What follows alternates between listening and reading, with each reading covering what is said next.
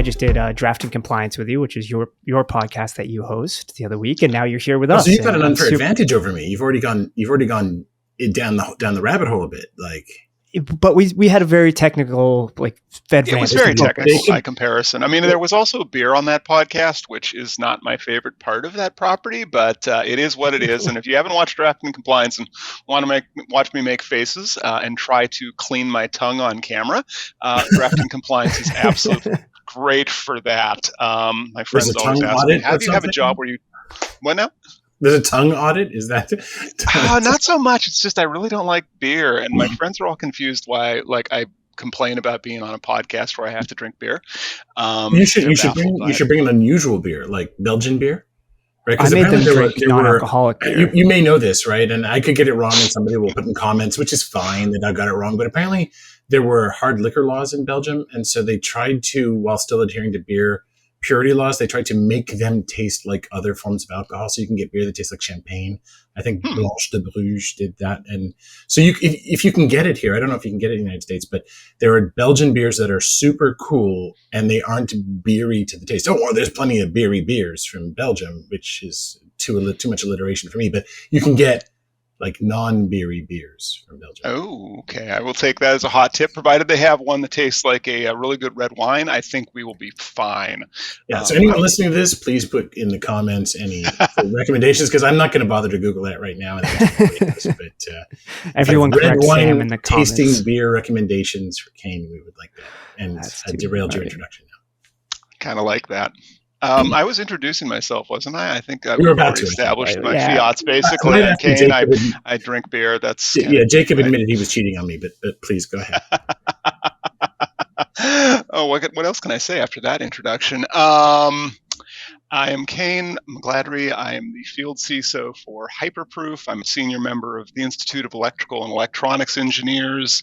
What else can I say? I've been doing this for 25 years now, not being on Jacob's show for 25 years, but rather I've been in the cybersecurity industry for about 25 years now. I've worked as a defense industrial base CISO. I've worked as a worldwide professional services director. I'm sure that's probably enough fiats. I have a cat. I post a lot of cat GIFs on LinkedIn, though lately it's memes.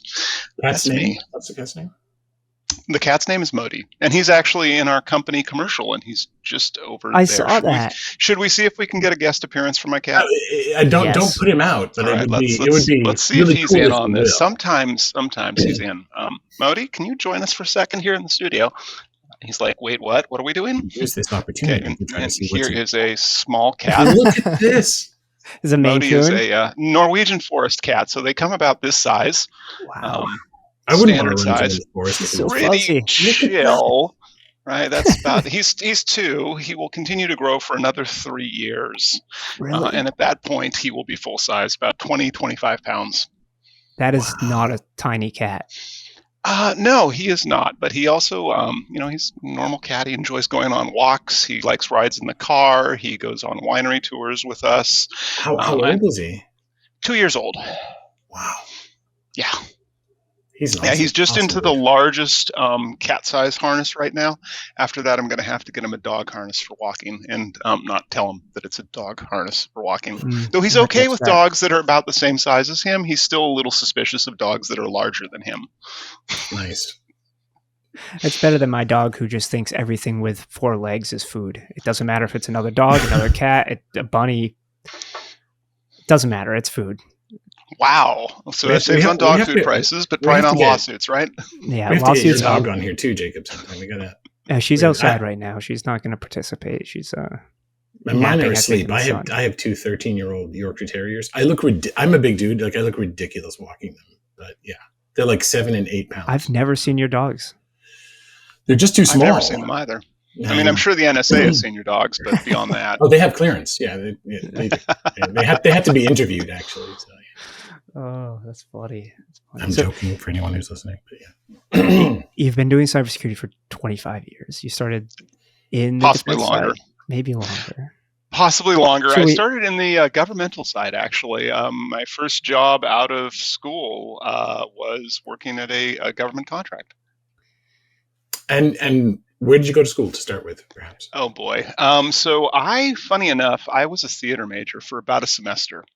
I thought I was going to be singing and dancing on Broadway. True story. I am a theater kid. I also had English as a secondary, just in case my primary plan of doing theater didn't work out. And at some point, I recognized that there was absolutely no hope of being able to pay the rent under that career plan. And the one good thing I got out of college that one semester, and also, in high school I took theater, was improv. And so I managed to improv my way into a consulting job with a company that was kind of a bootstrap startup, famously cheap owner, and recognized he could pay me half of market rate and see if it worked out. And it totally did. So I'm still here 25 plus years later. And somehow I'm still like, I don't get to dance on stage, but at least and I don't get to sing. But given my voice has changed over the years, that's probably not a bad thing for audiences. So I'm convinced, not to denigrate anybody who really knew they wanted to be in cyber or infosec, as we called it when we both started. But I'm convinced that being broadly a Renaissance person is beneficial, and improv always helps. I mean, helps to get through an audit, right? And being somebody who can wear many hats is super useful. You're probably biased because that's how you did do it, but do you agree with that generally? I do, actually. One of the favorite vulnerability researchers I've ever hired was a classical violinist. And just had totally lateral thinking to the entire problem space. And I really loved that about her, because she approached problems like no one else I'd met. And I think that's so necessary in our industry right now, because if you look at the overall industry demographics, we all kind of come from very similar backgrounds. Many of us come from very similar schooling, and so we get surprised why the threat actors are effectively rolling us every month with the same, they can come up with new tactics because they don't have the same hiring perceptions that we do. Right now, we're just living in this space of groupthink, and I don't think that's helping anybody. No, I agree with you. I actually think so. I don't know if I've talked about this before, Jacob, on the podcast, and I apologize to all our listeners if I have. But I know where you're going. My father and I had a discussion about this, and we came up with a hypothesis, completely not based in any data or science or anything like that. That there's a short-term memory buffer that people have, and the better people are at using it, the more likely they are to be good at similar skills if they can overcome the inhibitions. And those are things like music, writing, coding. It's especially so if you can maintain multiple ideas as you're writing an essay, let's say, or as you're writing fiction, or as you're playing music, and snippets of music are playing in your head, if you will. If you're coding and you're trying to think of subroutines and maintaining that, it feels like, so if somebody knows of any academic research, I defer to you, pro or con, it feels like that's the same cognitive capacity, at least in the Mark I carbon-based intelligence. Does that resonate with you? Or maybe being able to actually. Parallelism more than anything else, being able to hold like three or four concurrent things in your head and quickly switch between them. I do think that is a valuable skill, especially in highly technical roles like you say, but also I'd say if you've ever tried to explain to a board why your budget is what your budget is. I think that's really necessary to, first of all, improv helps, but also that ability to translate from technical lingo to budgetary lingo to the language of risk so that everybody actually understands it. And that's not an easy remit to hold at all. Yeah, that makes total sense to me. So you, after you left college, you said you were on the DIB side, Defense Industrial Base. I know, by the way, that you were actually with a bunch of my friends at Centrify. So I used to work with Bill Mann, and I think Tony Goulding was there. Yep. And Mark Diodati was there, I think, too. Like, there's like I don't know if they were the same time as you. That's the thing. But Bill and I worked at CA together in the salt mines of cybersecurity in those days. But salt mines. So I know you overlapped for at least 2 or 3 years. I'm sorry to all my friends at CA, because CA was actually pretty good to me, and they were wonderful. place. But it does have quite the history. But so what was the DIB side of the equation first? And then, because you were a long time at Centrify too, I'd love to hear about that. Mm-hmm. So just to disambiguate here, so Defense Industrial Base is where I was a CISO, actually. The first company out of school, I won't say college because I didn't graduate. I always point out to my kids, like, look, finish high school if you do nothing else, because I would not have got to where I was without a high school education. The first place that I worked at was this wonderful new governmental facility. They just finished building a brand new property, and 3 words that don't go together often, by the way. But keep going. No, it was this lovely government facility. It was on an inner harbor of a city, and I can't disclose anything more than that. But they walked me into the building, and they've got this really nice manicured lawn. They've got this concrete walkway. They don't have bollards. They don't have shatterproof glass. Just walking in, they've got their server. They had a brand new Deck Alpha. I don't remember. Maybe some folks on the webcast here will know what a Deck Alpha looks like. Yeah. Kind of at the size of a washing machine. And if you put it on casters in your company lobby or in your governmental lobby, in this case, it's going to look really nice, and you can show you're into technology. By the way, they were powerful. They were. Oh gosh, yes. Yeah, well, they were for a long time by the standards of the day. I was going to say define powerful by no, they were. I couldn't off the top of my head, but they actually were quite powerful for like a decade after they were retired, easily. Oh yeah. Those things were workhorses more than anything else. I'll look that up for you at some point, Jacob. They were awesome. Yeah, I think I've seen them, not in person, unfortunately, but I did see a hard drive of them in person, and that's one of the reasons they were so large. I remember is because the discs themselves were massive. Like you think about, we can get a terabyte on the size of your nail now, and this was probably maybe a few megs, right? Man, I used to have double bay MFM hard drives that were each only 20 meg. So yeah, and they made noises too. I used to know a guy from Wang Computers, that was actually the company name, who could walk into a server room. I live near the Wang Tower. Yeah. Okay, there you go. Yeah. So he could walk into a server room, and he had a stethoscope around his neck, and he could hear the server drives failing, and then he'd walk up and be like, "Yeah, you need to replace these." See, that's the skills that I love. There was this guy I met in 2003 who could tell by the way the end of the line output changed on an IDS whether or not they had an incident. He couldn't read the lines because they flew by so fast, but he could tell when it went like blip blip blip blip that there was an incident, and whether it was blip the or indentation. Blip. Yeah, it was just like he stared at it like this for so long, like unfocus. And this is like he could hear it is magnificent. Oh my goodness! Wow, it's those rare skills that really do differentiate people. Yeah.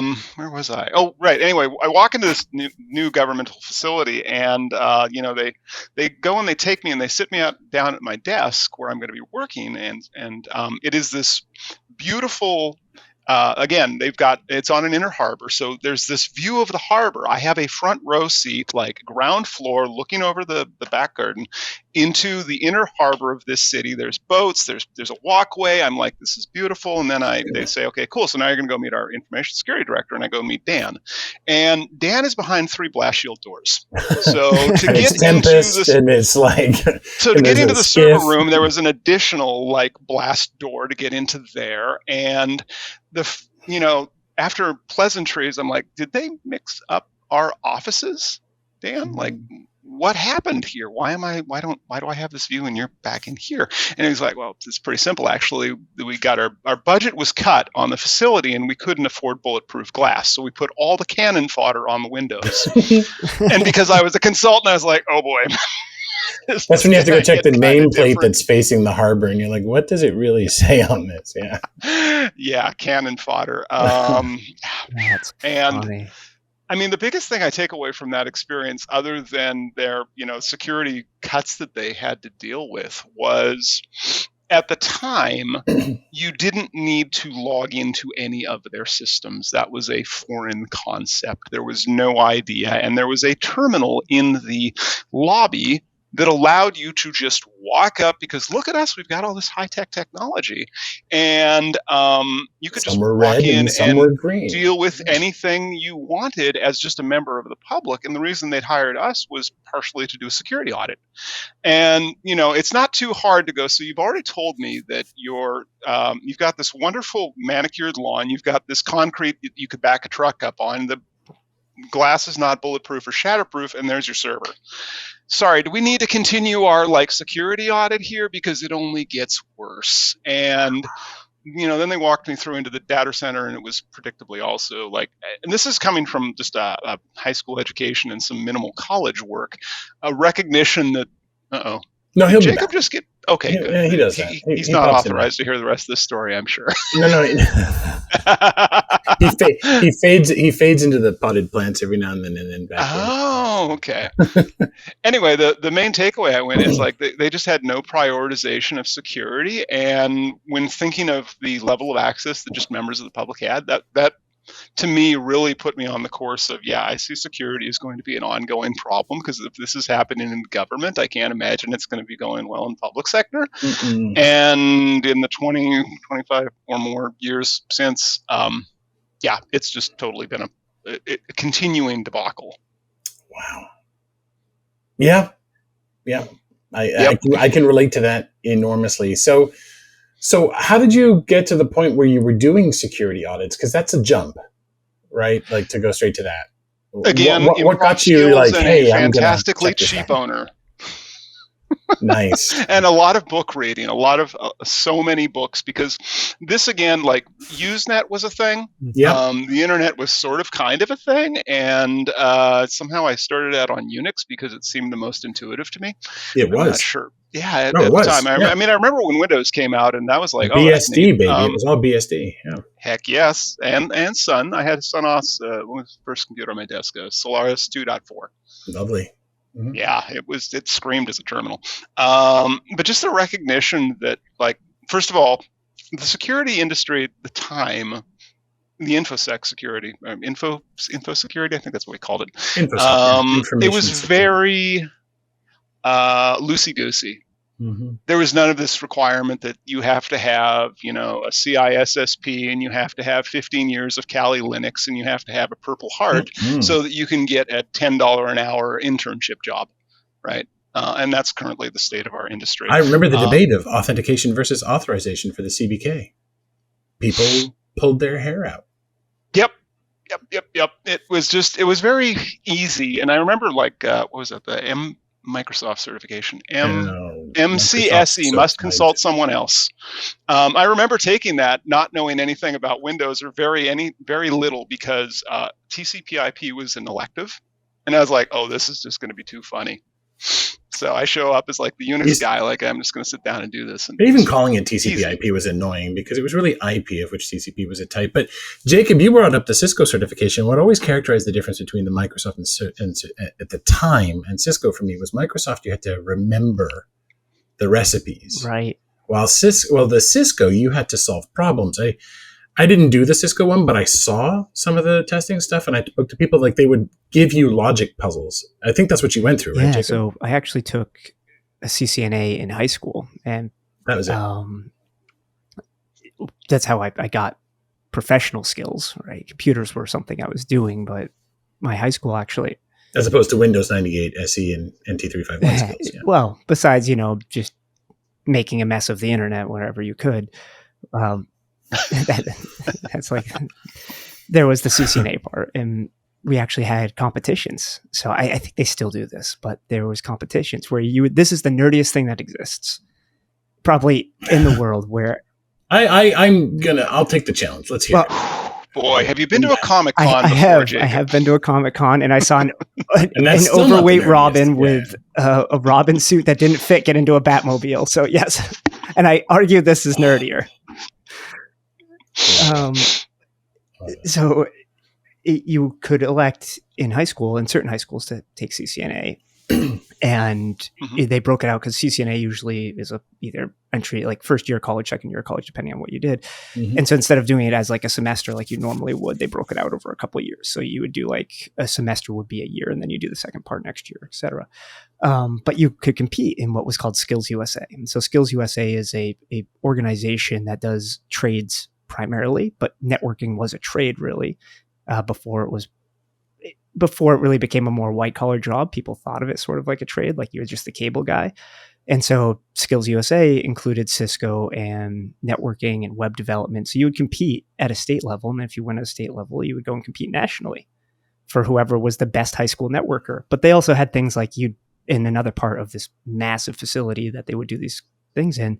There was like CJ majors, or I guess not majors at that time, people taking CJ classes in high school, though, like doing pretend traffic stops and getting ranked as like the best going to be a police and practicing cop. with their nightsticks. Beating people. And then there was like people but there was automotive too. Like, so there's automotive skills. So like another part of the Skills USA convention is like people competing nationally as being the best mechanic and things like that. But yeah, so competing to be the best networker in a high school that's pretty far up there as far as nerdy goes.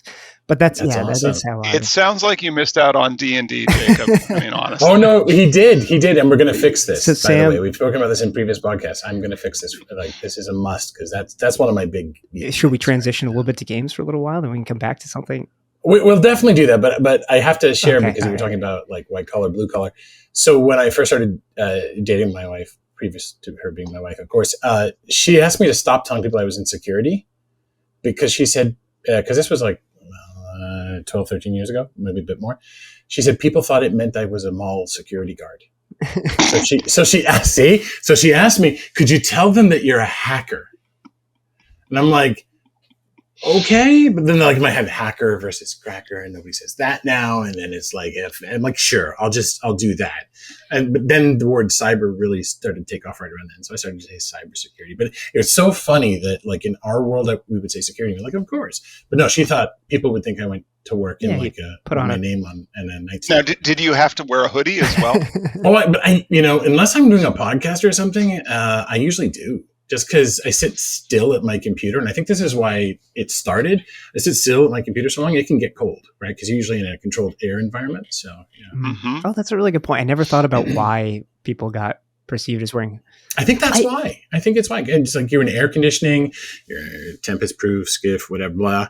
But probably not a skiff with a computer. But the point is, you get chilly, and you can regulate your temperature better.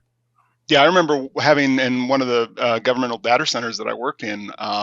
Twofold, having a parka that I'd have to walk if I was working the floor because they kept it really cold. And then the added bonus of that, as the staff thought it, Paul was their chief operator at the time, and he had, remember those suction cups you could lift up raised floor with? Mm-hmm. Right? You just, suck it onto the raised floor.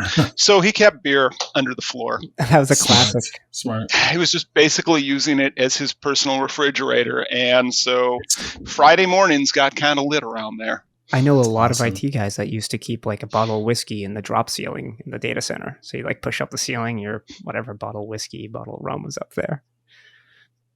Definitely. It's funny. My wife and I, we own a gym.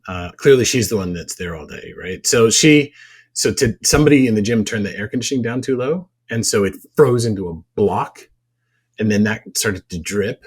And that caused a light, which apparently has a transformer in it with some oil, and it caused that to start smoking. So the entire gym got evacuated this morning, and we had the fire department arrive, and everyone's like, there's smoke in the wall. And I'm like, oh my God, no. And of course, that's when you find the things that people put right next to the air conditioner to keep them cool, like alcohol and beer and stuff. You're like, yeah, it's a gym, but there it is. I feel as technology has truly taken over the world, it's so much more laced up now. You could be an IT guy, security person. You could wear whatever you want. I'm going to take a line from The Social Network, and they were making fun of Mark Zuckerberg. They're like, "Your fuck you, flip flops and hoodie." Like, that's what IT, and you just wonder. You do whatever you want because you just made it, so we're going to get censored. We're not. It is still possible. It is still totally possible to do that. I remember doing another security audit actually at a company in Lower Manhattan, and fairly well-known banking institution, and walking in through their I got into the building and got up to the vice president's floor, who I was having a meeting with. Didn't get stopped, didn't get checked, no security guards or anything. And the vice president, upon seeing me, was like, "We need to talk about your outfit." Now, that day I had chosen to wear button-fly jeans with motorcycle boots, a great big skull belt buckle. Nice. Right? And That's do not mess with me. A ripped t-shirt, right? And I think like some kind of leather-adjacent jacket. I walk in just leather-adjacent. I got to remember that. Keep going. Yeah, yes. I'm not sure if it was real leather. It was just like the cheapest prop that I could find. I like rock through the entire building. Nobody says boo to me. He's like, we need to talk about your outfit. And I'm like, dude, we need to talk about your physical security. Right? Let's not even bother like your internet security facing. Let's solve some basics here, because I've already been in your server room today and nobody's seen me before at this facility. Like, what's your game plan? Of course, he made me go back and like get changed into a suit so that I could look normal, which was no fun. But then was able to have the conversations around security culture, which at the time was not a thing. And I think part of the reason we've gotten a lot more laced up, or straight-laced, as I think is how you said, was that perception that security has to be very serious. Mm-hmm. And as you get into very large, as you get into boardrooms, like that becomes absolutely necessary to fit in. And if you are, if you look different, unfortunately, that's still considered to be a liability. Well, there's this notion that packaging is the product. Like if I say to you, imagine Diet Coke, you're not picturing a bubbly brown liquid. You're picturing the can, probably the silver, or maybe not you, but picturing generally toilet bowl cleaner. But that's personal preference. Okay, but most people picture the branding associated with the product. The packaging is the product, and so I asked Art Coviello years ago when I first became a CTO for advice on how to be a CTO, and he gave me some really good professional advice. Then I asked a guy named Chuck Hollis, who was at EMC, and he gave me some very practical advice. He said, dress down one level from everyone in the room. Not up, down, because it was CTO.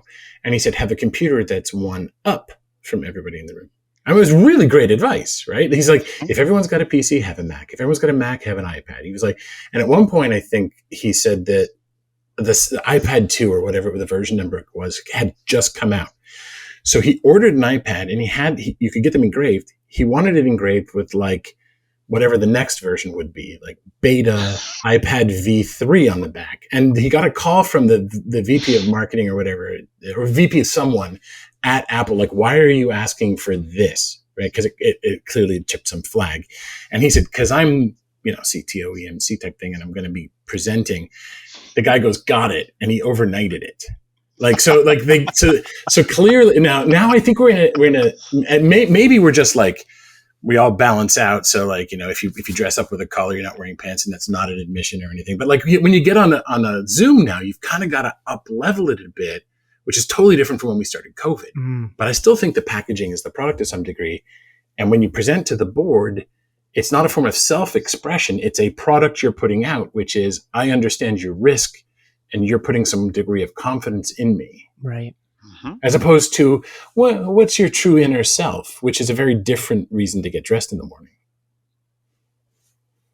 I don't know. No, it does. No, I agree with you on that. And unfortunately, it's that symptomatic groupthink that we have within our industry, which also, like the other thing that I've always used as a litmus test of a board's value, I think, like how much I want to engage with them, is if I walk into the room and they all look like me, I'm definitely in the wrong room. Right? I have used this as a way of deciding, like, do I want to work with your company either in a consulting fashion or as an employee? If y'all look like me, I need to leave because I'm not helping. Yeah, I got that. I think that in like, especially in Fortune 500 companies, the commitment to diversity that they pledge versus the actual implementation of diversity at the highest level, it's just not there yet. And I think that that's emblematic of those cultural issues of what we perceive to be business-like. I don't know if you saw the AI playground thing that happened on Twitter, or whatever the heck we're calling Twitter these days. X, or the product formerly known as Twitter, or whatever. Yeah, the artist previously known as Prince's Twitter. Although there was a good reason for that, apparently. If you listen to Chappelle, there was a good reason for that. But keep going. For Prince or for Twitter? X, for Prince. Because apparently, certainly some people, especially in the African-American community, a lot of people were taken advantage of for not understanding what the rights they were signing over were in music contracts, and they didn't have rights to their names. I'm not speaking that from firsthand knowledge. I'm inferring that from something Dave Chappelle said around his I've heard contracts. that as well. And he referenced Prince, yeah. So he couldn't even say, I'm Prince. I'm the artist formerly known as Prince. Contractually, Prince. So if I'm in error, please comment down below and whatever. But let's go back to this. Sorry for derailing that. No, that's all right. So the brief on the AI playground thing was there was a graduate student from MIT. She was Asian American, and she said to this AI playground, "Hey, can you make me look more professional in this photo I've uploaded?" And she had uploaded a photo of herself in a MIT sweatshirt, I think, or a T-shirt, and the AI made her white. Same facial structure, same either sweatshirt or T-shirt, just straight up like, oh, you need to be white. Because this is what professionalism apparently is on LinkedIn, because it's scraped through all of the photos on LinkedIn. And because of, unfortunately, like the AI training model, if it's given all the photos, it's going to tend one way. And that probably speaks to some systemic larger problems of people on LinkedIn in our industry, across all industries, who are seen to be executives. But I've always used that. Like, you think of it, first of all, the AI maker has apologized profusely. This whole thing blew up on Twitter, and apparently they're trying to fix their algorithm. But if we've got that level of an AI just observing this, I've been making those same observations at board meetings regularly of like, your diversity commitment is just, it doesn't exist. And it makes me far less inclined to want to come out and play with them and be like, hey, let's do the cybers well. Instead, let's find a company that actually has cultural diversity and a varied set of opinions, because I find those organizations do so much better at cybersecurity because they aren't, they don't have that insular groupthink of the right way to approach a problem. Now, it's interesting. Dr. Alon Kaufman and I, in 2020, right before COVID hit, we did a advanced session at RSA called Ghost in the Machine, and it was about getting equity and justice in a world of AI and trust. And we talked about the before, during, and after, and the differences among things like legal systems, ethical systems, and technological systems. And like, what are the technologies we can use for this? Okay, that's a great aside for anybody who wants to go look at it, because we were addressing specifically this. But this is a mirror held up to ourselves. And it's kind of an opportunity because, I mean, you remember those face tracking things that couldn't recognize African American people, for instance? Like, it was awful. Yes. But this actually tells us the pattern exists in the learning set, and therefore is a reflection of us. And so, like, I'm now, it's not whether I'm okay with it. But I'm willing, for instance, as we go down a diversity journey and we discover this in ourselves, if we apply efforts to fixing it continuously. So, hey, if we've discovered that we have a diversity and inclusion and DEI program, we discover that we still have these biases, but we don't give up. We keep trying to fix them. We find out, sure, the executives are not that way. And then the board is not that way. Do we meaningfully try to change it? Do we change the way we recruit? Do we change the way that we interview? Because this isn't going to be solved with one set of controls and go, oh, wipe our hands. It's done. Woohoo. It's going to require getting it wrong, overcorrecting, finding, like, this is multi-year and multi-generational journey. And I don't mean that it's inevitable that you're going to make mistakes, but I know this guy apologized, but if he had corrected it before it ever appeared, would we have the mirror shown to us? I don't know if that makes sense. That's a really good question. I've been thinking about this a lot because, like, New York State recently put in a new regulatory control that says, look, if you're using artificial intelligence for doing candidate screening, you have to point out like what your failure rate is in protected groups and how overly impacted they are. And there's a lot of additional talk in the world right now around AI regulation. And I think if you think of what we do for a living, we have a really good way of auditing code for security vulnerabilities. I think that is a known thing. We have a really good way of auditing code for compliance vulnerabilities or compliance problems. You can either do those manually if you are a glutton for punishment and have a lot of staff and money. You can use programs to do that. Something that we don't have right now is a way of auditing code for either for ethics or for diversity or for any of those other attributes. And if you think about a model like ChatGPT, they evaluate, it's some silly number, it's like over 1 trillion possible data points with every single query you put in. I don't know anybody who's got a program who's going to be able to audit 1 trillion data points to say, well, these 30 here, these are what are causing diversity issues, right? Well, that's not a feasible thing. And so I think a lot of our auditing of, the regulatory controls that are going to come up around artificial intelligence in the near term are going to be observation of failure. Do you think? Right? They're going to be, this is a bad outcome, or what we consider to be a bad outcome from the AI, rather than being able to proactively audit the code and say, oh, well, this is going to be clearly a racist and this is going to be clearly discriminatory outcome. But do you think it's not? Well, so there's one thing that Alon and I did, which was we took it a step back and looked at the medical profession, because they have review boards that they will look at the data post facto, but they actually review projects. We don't have any equivalent to that in tech. So like before you can go and do cancer research on a group of people and apply, let's say, ML to it, right, you have to go before an ethics committee that is going to really try to explore all the dimensions of the research before you get the go ahead. Mm-hmm. There's nothing like that before you go and tap into everything ever printed in everybody's PII in the quote AI LLM world, right? And that's missing. Do you think that Jacob? I think I talked over. No, it's fine. Do you think that by focusing our attention on reviewing the code, we're just sort of ignoring the root cause? Because the AI part of it, it's just learning from what society does, more or less, right? It's a statistical analysis. And so it's saying statistically, this is what I find, more or less. And we say, as a society, we don't agree with the way the statistical representation is because there's a bias, and we don't think that bias is leading to good outcomes. So we need to fix that root cause. We need to fix the human bias, the issue of underrepresentation of minorities, whatever that might be, before that we can fix even the next level up, which is the technology. But I have a thought there. But yeah, Kayne, what do you think? Well, part of that is a long-term societal change, and I don't know if we're doing that well enough in cybersecurity to say let's take this and apply it to the entire of society. I think the way that companies that are evaluating and considering either making or using an AI model, the model itself, the code itself, isn't the problem in general, right? I'd say it's the training data set that you give it. So if you go back to your example, Jacob, of facial recognition horror show, which overly, black members of Congress, they are absolutely criminals according to some facial recognition programs, which all of Congress is criminals. Limit.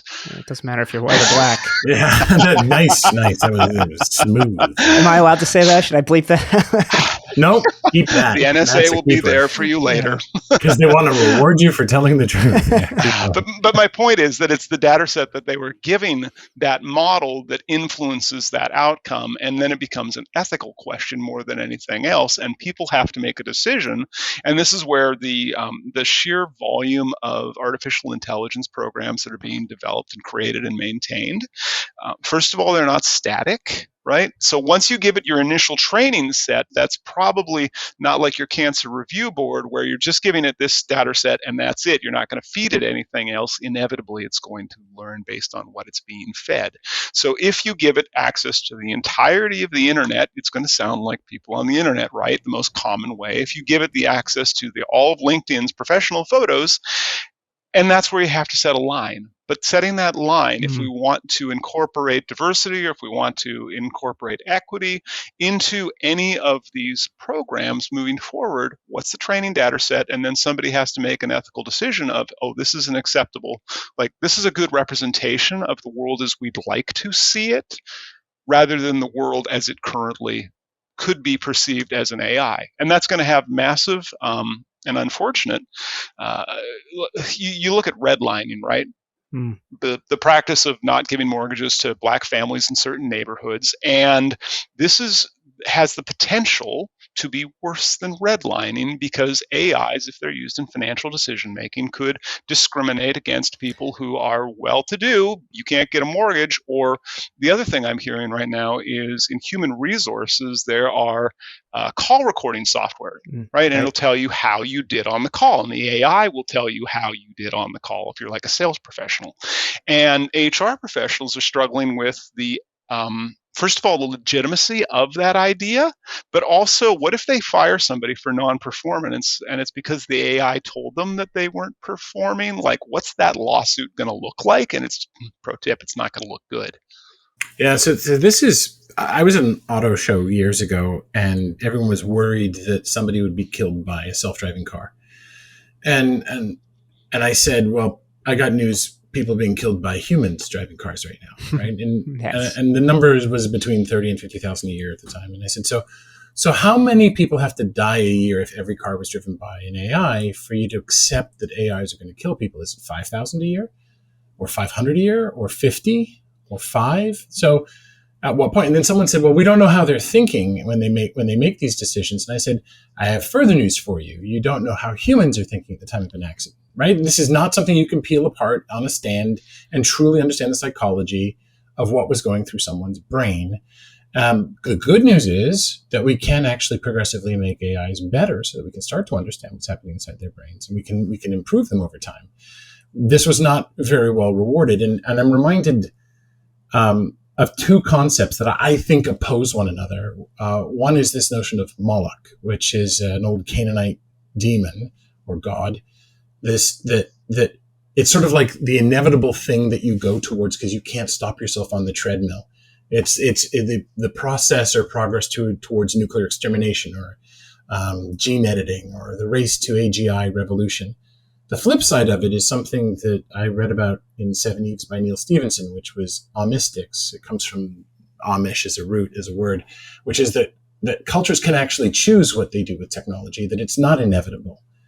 And so I would like to think of the latter, and that may be wishful thinking. Maybe we are stuck in the former, that we're on this inevitable treadmill that leads to AGI or bias, or us being the victims of artificial intelligence and some of these technologies. But I think we're at the point where we could try to exert ourselves, because I would like to live in a world where there is less discrimination or unfair discrimination and inequity, and that AI can help us get there, than to live in a world where we're all just racing towards, annihilation of the human species because of some AI in the future. And then, just for the record, LLMs are not going to do it, and all that hype is kind of crap. What was that meme that I saw this morning, which was pretty funny? It was like, congratulations to all the brainiacs that figured out how threat actors can use LLMs. When you said that to me this morning, I just about spat my coffee out, because that was the most self-evident thing. Welcome to the party, at least 6 months, if not 10 years late. Yeah, everyone has to talk about it because it's the thing to talk about, and we all, we're playing the popularity game. We're on a podcast. We're clearly playing the game, but we are. But speaking of nerdy things, though, two things come to mind. One, you have some stuffed toys behind you. There has to be a story behind that. And two, we did start to go down the gaming route, and I did want to know if that was like a thing that Jacob just threw out there, if it was based on something true. So which of those do you want to tackle first, Kayne? Oh, I'm certain I could talk about the stuff he's bought, and then we can pivot to games if you want. Sure. So it's funny, my entire background. So I ended up you remember the pandemic? I've heard it, yes. I was on a doom scrolling habit on this Twitter feed of Zoom walls of shame. And I got to internalize that. Zoom walls of shame. So Zoom walls of shame. So it was the things that people had behind them that were terrible. Okay. Right, absolutely terrible things in their background. And not to name drop somebody, but every time here's the thing. So I watched that, and I'd scroll, and I'd be like, wow, my background actually is legitimately terrible. So that's why I invested heavily in this entire setup. I think because I didn't want to be filtered on there. But I also, I had a green screen back here for a while. Because that's what that tube is intellectually deal. There. Okay. I couldn't deal with the idea of I have to redecorate my office to perpetually live in this, and also to do value signaling through the back of it. Well, you're sending some message, right? I think you're saying I'm qualified at something with whatever that picture is. There's a bird that says I like art and maybe nature. right? And then you've got a sunset. Is that? And this is a squirrel serving a martini. Now that's hidden behind you most of the time, but that I would like bigger. That's awesome. And then the beach, or is that a sunset or something? Yeah, that's my pride flag. Although most people do not pick it up, they go, "Oh, that must be a beach or a sunset." The colors do make flag. sense. They do. Yeah, they do. Exactly. It is subtle value signaling, and there's some prizes. example, and I thought it was a Secure ID 250, but it's not. That stuff too. I've got Agro-Retsuko, which if you don't know is an anime about what is she? She's a red panda that sings death metal because she hates her job, and it's a That's awesome. TV show basically about sexism. That's awesome. But it's all like little conscious things that I had to, and then I've got Moxie from Hell of a Boss, which my favorite character on the show. My kids introduced me to the show. It's about sex and violence and demons and murder and good stuff for kids. It's a really cute show. Well, I have teenagers. So you mentioned anime. I don't know if you've ever been a fan of something like Cowboy Bebop, but the person who made Cowboy Bebop is bringing out a new show called Lazarus, which I'm super excited about. And that brings me to my daughter, who's 10, and we subscribed to a tasting box from Japan from a company called Sakura. And every month they have a theme, and they send you a really cool box filled with Japanese snacks that over there are probably like, yeah, that's really boring stuff, but like unusually flavored Kit Kats, and we had like strange potato chips, and so you probably had like the wasabi Kit Kat. Oh, it's awesome. It's really good. One, we got cookies and cream Kit Kat and then wasabi Kit Kat. And I was like, whoa. I'll send you the link for it. I get no commission from Sakura. We did the Taste of Tokyo. Yeah. We just got the Okinawa Summer Fun Box, which had like, I'll send you the book opens backwards from how most American books, sort of like an anime, like a manga. Yeah, like a manga book. And it's super fun. But yeah, that's cool. Now, gaming, is that a thing for you? It is. Tabletop gaming. Video games, I don't have the... Is it board games, role-playing games, all the above? Board games and card games. So one of the other things I do is, it's funny, when I was buying a house, I specifically gave my realtor the instructions of I wanted to have a very large living room with a floor where I could move the furniture around, and he didn't understand why I wanted that. And suction cups to hide games and stuff underneath there. Not so much, actually, but everything in my living room is on sliders because I will regularly, like I've got a couple big, like chunky wooden tables downstairs. I'll have 20 people over on Friday night. And, it's a privilege to serve the local community, and I also run our gaming Discord server for the community. And I tend to really like big, silly party games as well as heavy-duty, weighty Euro games. And it's that weird schism in between. Like I've just actually got Agro-Retsuko. Apparently has a what's called Work Rage Balance is the name of the card game. To me, it looks cute. It looks silly. I just got Green Team Wins, which again, it's big, it's silly, it's easy to have a whole bunch of people get involved. And then at some point we will pivot hard into something like, Raw, for example, which is a great Reiner Knizia property, or similar weight games to that, like the ones that are on a Board Game Geek, like a difficulty 5 or so, like complexity, I tend to not get into. So like, what was that? San Marco? Oh, San Marco's rough. Appealed to me. So I always want to play Twilight Imperium, but that's just too much of an investment. One 2 game days worth, yes. Yeah, one game. Although I have played Scythe, which is a little less of an investment, but one of the games that I was dying to play, a friend of mine, David Berliner, who Jacob knows, and we actually did get a game together. It was Captain Sonar. Have you had a chance to play that? I have. A good friend of mine actually has it. It's so much fun for 8, but you need exactly 8 people. It's 8 people, and Jacob, we have to do this. It's 4 people in a sub against 4 people in a sub, and each person in the sub has a game. There's like a radar man or woman. There's an engineer. There's a captain, and like you're calling stuff out. And then the one mode of play is you play turns. So every turn, everybody does their thing. Yep. And that's very controlled. And then there's basically you race through your turn as fast as you can as you navigate and try to sink the other sub. And it's ridiculously fun. So we got to try that. But I also recently discovered, so I always played Star Wars, the role-playing game, when I was younger. I just discovered there's a board game that perfectly integrates with it called Star Warriors. And I found it on eBay for like $30. Cool. And so I'm looking forward to playing that as my next game. But yeah, I love that you actually bought a house on that basis.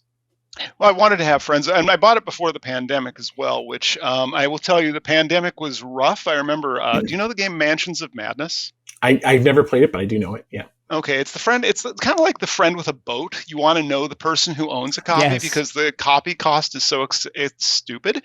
And now they've stopped making new content, and I'm like, I have money. Can I give it to you? Anyway, during the pandemic, with no less than 3 webcams, I was running games of that on Zoom for friends because we were all stuck in our respective houses. And I'm like, I want to play Mansions of Madness. And me rolling the dice, me moving everything around. And it's a hybrid digital. So you had a camera on it. I had 3 cameras on it. Oh, it is It was stupidly a expensive. whole Wow. freakish production during the pandemic. Like how It's so much expensive, easier Sam? to do that in Do you mind? My apologies to Fantasy Flight Games who make amazing products. It's $110 retail for So a board game. Right, Yes. which I mean, board games are usually That's for the 30 that's for the to base 60. set. That's the base set, and then there's like Wait till you buy all the expansions. So It's do like you believe video in game expansions? 'Cause microtransactions. I've heard people say that Yes, the I expansions have are just all ways the to milk you. expansions. Do they add much to the game, or does it change the game? I have all the expansions, and I've also hacked the game files using an editor so that I have custom expansions. Nice. This is to say, maybe I enjoyed the game, but it's this interesting hybrid digital game. The game I wish we'd had during the pandemic, which we were just playing last night, is Gloomhaven. I love don't know. Gloomhaven. I Okay, have we it play here, the but digital copy. Do you play the physical copy? I have the physical copy. But most of my friends, since COVID, we always lamented not being able to play together face to face. But we've been playing online, and we've kept doing it. And strangely enough, my dad got in it. The only people who play face-to-face in and around my house are my daughter. I run a game for her and her 10-year-old friends, which is chaos because they play totally differently from how we play stuff.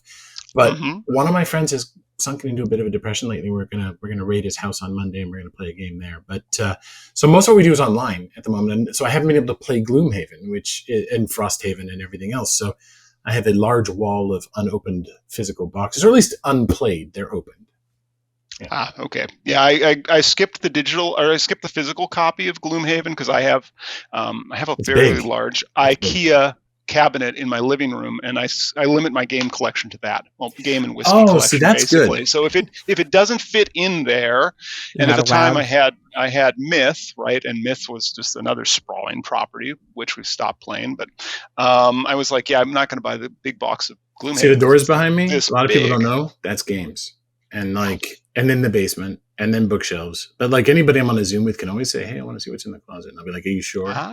Okay. Not doing Very it now, cool. Jacob, because we don't have much time left, but in the future. Yeah. Oh yeah, are we coming up to the end of the recording? My number's wrong because I have a computer issue that I'm not sure what it was. But that's why I was fading in and out. It's time dilation is the thing. It's relativity. I just figured you were going into the shadow realm. That's all. Yeah, I kind of live one leg in the shadow realm, one in this realm. Whatever This one is this dark is. Jacob here, is it? So yeah, Excellent. if this is the So what time- are you Jacob most hasn't excited mentioned about? any. Well, What are you first of all, most- Jacob hasn't mentioned anything about board games other than he knows that they exist. So I am deadly curious. He Like, has what's a your passion go-to? for it, don't you, Jacob? But Yes. are you, So, I like games, and I like middle of the road difficulty games, but I like ones that are challenging. The most challenging, though, I can get my typical friend group to play is like Munchkin. So that's not a very challenging. See, game. Munchkin, I actually So don't have you like as banned the much. elf? No. We don't like. My friends are when I'm like, let's play a game. They're like beer pong. I'm like, no. I mean, I just don't have like a core group of friends that play games the same way I think we should do a And so- meetup. Actually, I don't think we've talked about doing an episode which is a game, but I think we should actually do a meetup of cyber gaming people and just take a day and do it and just use it. No, and we talk about work. We can talk about cyber, but we don't talk about work. You can talk about the industry, but not your job. Right. And you can talk about problems, or you can talk about AI Kayne, where are you based your out of relationship again? with an AI or whatever. The other side of the country, Bellingham, Washington. That's right. City in of subdued Washington. excitement. City of is that a thing? That is our tagline. That's amazing. That's So we could organize though, maybe middle of the country somewhere. We could rent we could do simultaneous ones, or an east and west. Ooh. I like that idea though. Or we could do like a captain, and we could do like a component that's like Captain Sonar or some competitive game that rolls teams up for a showdown, sort of the cyber sonar showdown or something like that. I like this. Yep, we're fantasizing right now, but we could do this, Jacob. We have done crazier things. This is a simple thing compared to some of the crazy things. Right. This is, logistically. And I know volunteers and people will rally to this because that's how we because are. It's fun. It's fun. Yeah, we could. Would you be part of it, Kayne? Would you join in? I could certainly look at that. Depends on where and when more than anything else. Oh, we would adapt to because that's schedules. My regular Gloomhaven. We'll ask Sibel. People don't know Sibel's the person who actually helps make this whole thing happen. I'm sure she'd help us. She lives in the UK, so she gets 5 hours ahead of us and uses that. So you're saying we're going to do this in the UK? Fantastic! I love it already. Right? Yeah, we're going. We could have the first security war conference games in London. See if we get arrested on that. Has no talks and is only board games, and we'll have. Oh yeah. We'll have the best security conference. Although, so I did an RSA conference presentation with Uri Rivner years ago. That was Hollywood movies that were like stings and scams and things like that, and cyber. And then I did one with Scott Hewitt on sci-fi and cyber. I think we could do gaming and cyber, not like a presentation, but like actually do gaming and cyber as a thing. And because let's tie it right back to the beginning. It's all about short-term memory and modeling and mini systems, and games I think are helpful for that, as is music, as is writing, as is coding, as is math. Definitely. And a lot of people I know in cyber actually do enjoy board games way more than they do enjoy video games because it gets them away from a screen. Mm-hmm. And we actually do tabletops for business purposes. Adam Shostak has a webpage that is on cyber-related games. Call out to him. Maybe we got a bunch of stuff we can put now in the below with the links. Send me the links Jacob. You want me to put in the description because I won't remember. No, Jacob does all the editing for this, which is why it looks good and has music and stuff. And I'm like, yeah, Jacob will do this. Jacob will take care of it. I will send it to you. I think I denigrate my own role in this because it's like nothing. This is where I'm going to end the podcast because otherwise my to-do list is going to keep getting longer. I've assigned it all to Sibel and Jacob. There we go. Thank you for having me on. This has been super fantastic and fun, and love the show. I hope this episode goes well for people and people learn something. I think it was wonderful having you on. Thanks for being with us.